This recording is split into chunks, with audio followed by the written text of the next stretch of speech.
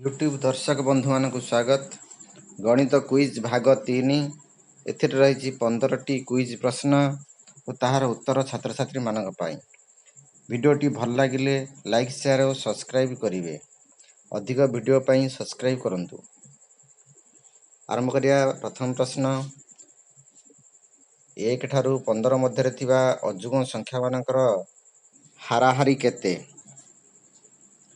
तो are Uttar हेउछि 15 15 square by 15 15 हो।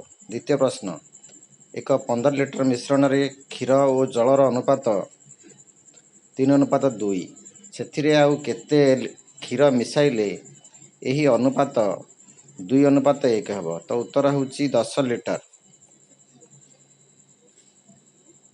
तृतीय प्रश्न दुईटी क्रमिक संख्यार गुणफल 132 हेले संख्या द्वयर जोगफल केते? तो यार सठिक उत्तर होउछि 23।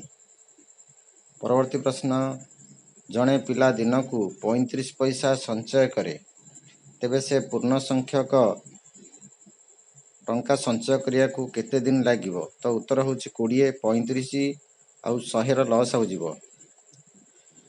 1/2 + 1/6 + 1/12 + 1/20 + 1/30 = 1/42 समत उत्तर होउछि 6/7। 6 कहार 10% 50 20% ठारू 10 बेसी? तो यार उत्तर होउछि 200। 7 नंबर प्रश्न कौन सी मूलधन 20 वर्ष रे 2 गुणित हुए तेबे सुधर हार केते? तो यार सठिक उत्तर होउछि 5%। 8 नंबर प्रश्न केउ संख्यार वर्ग ताहार घन सहित समान? तो यार सठिक उत्तर होउछि 1।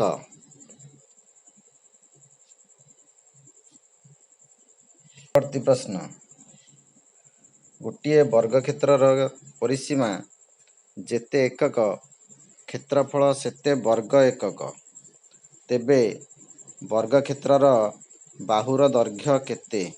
तो सठिक उत्तर होउछि 4 एकक। परवर्ती प्रश्न 2 9 28 65 एई क्रमर परवर्ती संख्याटी केते?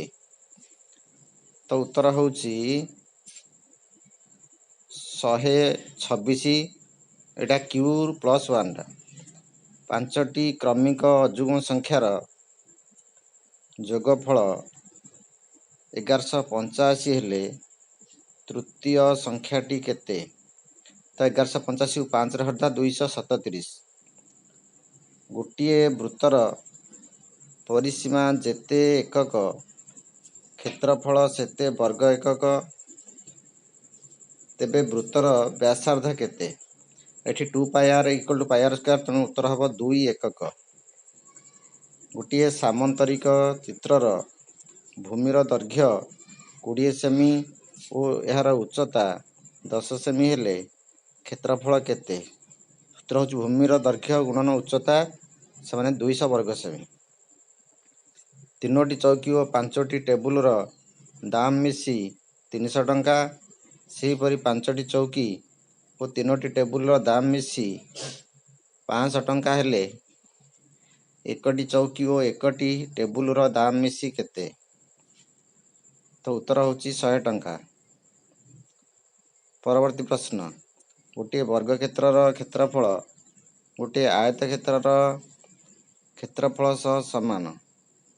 आयत क्षेत्रर दैर्घ्य 9 सेमी और प्रस्थ 4 सेमी हेले वर्ग क्षेत्रर परिसीमा केते? तो उत्तर होउछि 24 सेमी।